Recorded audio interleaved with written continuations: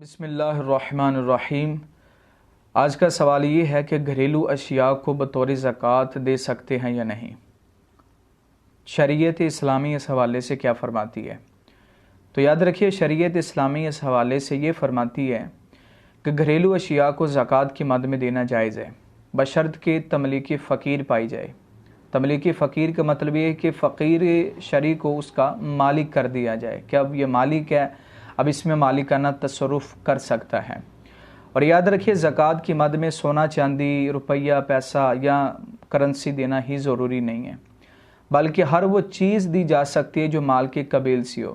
وہ کسی بھی جنس کی ہو سکتی ہے، جیسے گھریلو سامان ہے، کیونکہ زکوٰۃ دینے کا مقصد یہ فقیر کی حاجت کو پورا کرنا ہوتا ہے، اور فقیر کی جہاں پہ روٹی، کپڑے اور رہائش کی ضرورت ہوتی ہے، وہیں پہ اسے گھریلو اشیاء کی بھی ضرورت ہوتی ہے۔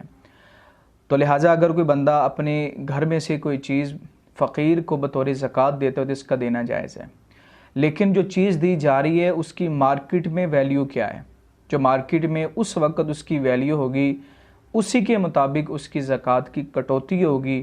مثال کے طور پہ وہ چیز جو دی جا رہی ہے اس کی بازار میں 1000 قیمت ہے، تو وہ سمجھے کہ اس کی زکوٰۃ میں سے 1000 روپیہ ادا ہو گیا ہے، بقیہ جو اس پہ زکوٰۃ ہے وہ اس نے دینی ہے۔ اللہ کے حضور دعا ہے کہ اللہ تعالی ہمیں عمل کرنے کی توفیق عطا فرمائے۔